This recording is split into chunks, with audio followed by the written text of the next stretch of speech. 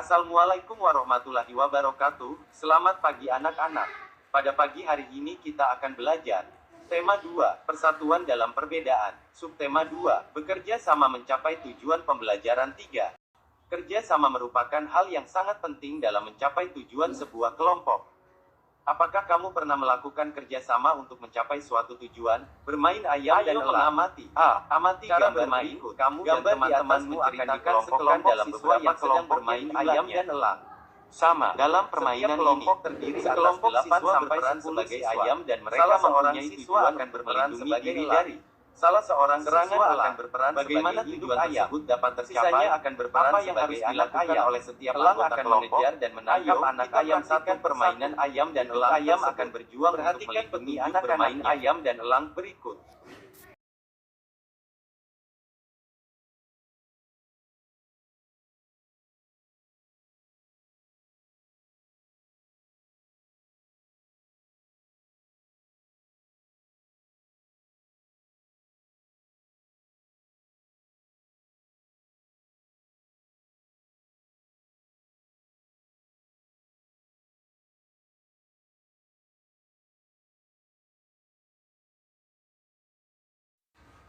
Gerakan lari.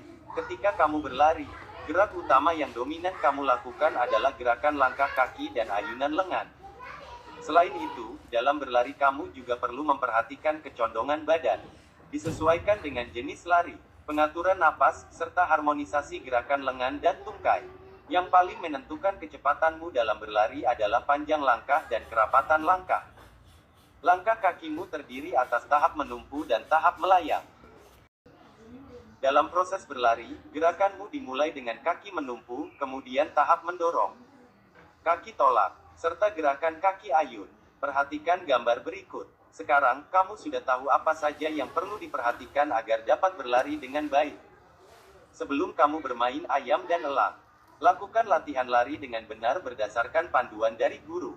Setelah berlatih lari, sekarang saatnya kamu bermain ayam dan elang. Perhatikan instruksi dari guru. Dalam permainan ayam dan elang, sangat diperlukan perjuangan dan kerjasama agar anak-anak ayam tidak ditangkap oleh elang. Tahukah kamu bahwa semasa mempertahankan kemerdekaan Indonesia juga diperlukan perjuangan yang luar biasa dan kerjasama dari seluruh rakyat agar kemerdekaan Indonesia tidak direnggut oleh bangsa lain. Ayo, kita pelajari bagaimana rakyat Indonesia berjuang mempertahankan kemerdekaan di Ambarawa. Ayo membaca-baca teks berikut dalam hati. Pertempuran Ambarawa. Pada tanggal 20 Oktober tahun 1945, tentara sekutu di bawah pimpinan Brigadir Betel mendarat di Semarang dengan maksud mengurus tawanan perang. Kedatangan sekutu ini diboncengi oleh Netherlands Indies Civil Administration, NICA. Namun, ketika pasukan sekutu dan NICA telah sampai di Ambarawa dan Magelang untuk membebaskan para tawanan tentara Belanda, para tawanan tersebut justru dipersenjatai sehingga menimbulkan kemarahan pihak Indonesia. Pada tanggal 26 Oktober tahun 1945 di kota Magelang terjadi pertempuran antara pasukan Tentara Keamanan Rakyat (TKR) dengan pasukan gabungan Inggris dan NICA. Insiden tersebut terhenti setelah Soekarno dan Brigadir Betel melakukan perundingan dan memperoleh kata sepakat. Namun, ternyata pihak sekutu mengingkari janji. Pada tanggal 12 Desember tahun 1945, pertempuran berkobar di Ambarawa. Kolonel Sudirman langsung memimpin pasukannya yang menggunakan taktik gelar supit urang, atau pengepungan rangkap dari kedua sisi, sehingga musuh benar-benar terkurung. Setelah bertempur selama 4 hari, pada tanggal 15 Desember tahun 1945 pertempuran berakhir. Indonesia berhasil merebut Ambarawa dan sekutu dibuat mundur.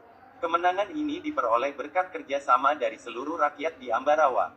Kemenangan pertempuran ini kini diabadikan dengan didirikannya Monumen Palagan Ambarawa dan diperingati sebagai Hari Jadi TNI Angkatan Darat atau Hari Juang Kartika.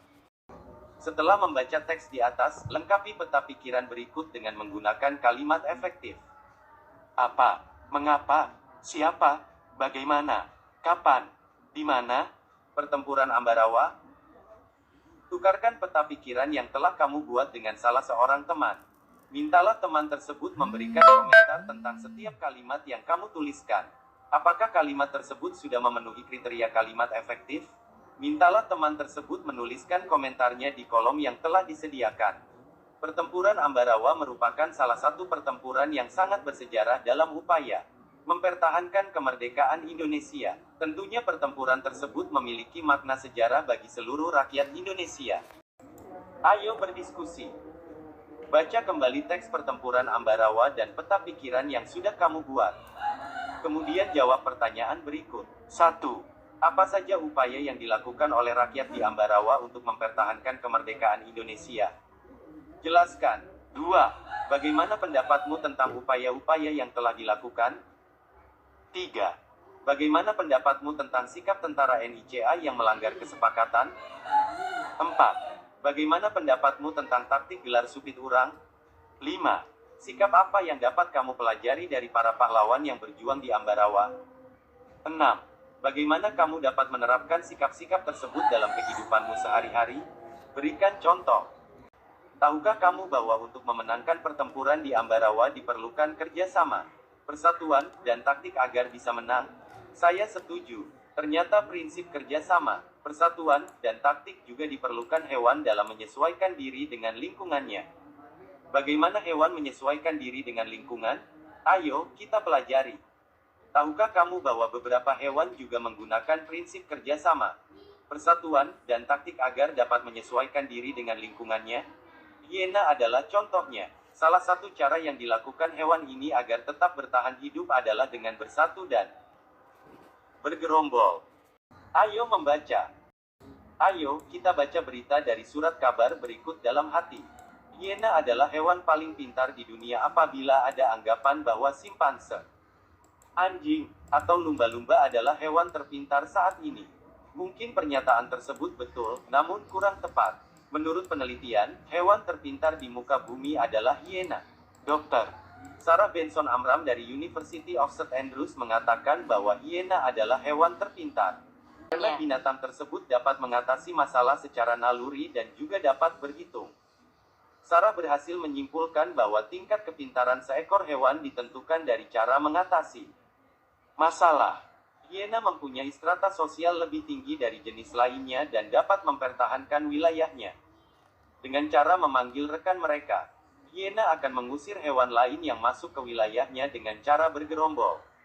Hewan ini dapat menghitung jumlah penyusup di wilayahnya dan memperkirakan berapa rekan yang harus hadir untuk mengusirnya. Hiena mempelajari cara untuk mengatasi masalah dari kesalahan dan percobaan. Hal ini seperti yang dilakukan manusia ketika menghadapi masalah. Ungkap Sarah seperti yang dikutip Telegram 0909. Dia juga menjelaskan bahwa walaupun banyak hewan lain yang melakukan metode seperti yang dilakukan hiena, namun hewan ini lebih cepat dalam melakukannya. Hiena lebih kreatif daripada hewan lainnya, lanjut Sarah. Mungkin di kemudian hari, karena dikatakan lebih pintar, maka NASA dapat menggunakan hiena sebagai penelitian keluar angkasa. Selama ini, NASA hanya menggunakan simpanse dan beberapa hewan kecil lainnya untuk hal tersebut. Bagaimana cara hiena mempertahankan diri dan wilayahnya? Apa perbedaan hiena dengan hewan lainnya dalam mengatasi masalah? Tulis kesimpulanmu tentang bacaan tersebut. Kamu sudah mengetahui bagaimana hiena mempertahankan diri. Sekarang kita akan mencari tahu bagaimana cara hewan lain beradaptasi. Perhatikan gambar dan baca teksnya. 1. Kamuflase. Hewan ini menyesuaikan diri dengan kondisi tempat yang sesuai dengan tubuhnya. Misalnya belalang daun dan belalang sembah. Belalang sering hinggap pada daun untuk menyesuaikan warna dan bentuk tubuhnya. 2. Mimikri bunglon. Bunglon menyesuaikan diri dengan mengubah warna kulitnya sesuai dengan tempatnya berada. Misalnya ketika bunglon berada di batang kayu, warna kulitnya berubah dari hijau menjadi kecoklatan dan kehitaman atau sebaliknya. Perubahan warna ini membuat bunglon mampu membaur dengan lingkungan. 3. Autotomi. Melepas bagian tubuh. Untuk melindungi dirinya, cecak dan kadal melepaskan ekornya. Cara ini disebut autotomi. Ekor yang telah putus akan tumbuh lagi seperti semula. 4. Menggulungkan diri. Renggiling melakukan penyesuaian diri dengan menggulungkan tubuhnya membentuk spiral. Cara ini dilakukan untuk melindungi diri dari serangan musuh. Contoh hewan lain yang menggulungkan diri adalah lipan. Sekarang, ayo cari tahu bagaimana hewan berikut menyesuaikan diri. Cumi-cumi, walang sangit, siput. Tulis kesimpulanmu tentang cara hewan beradaptasi pada diagram berikut. Diskusikan diagram yang telah kamu buat dalam kelompok. Ayo renungkan. Sebutkan 3 hal yang kamu pelajari hari ini. Bagian mana yang sudah kamu pahami dengan baik? Bagian mana yang belum kamu pahami? Apa rencanamu agar kamu lebih paham? Sikap apa yang dapat kamu contoh dan kamu terapkan dalam kehidupan sehari-hari? Amati hewan yang ada di sekitar rumahmu. Perhatikan cara hewan tersebut beradaptasi. Tulis laporan berdasarkan pengamatanmu. Diskusikan hasilnya. Sekian pembelajaran hari ini. Assalamualaikum warahmatullahi wabarakatuh.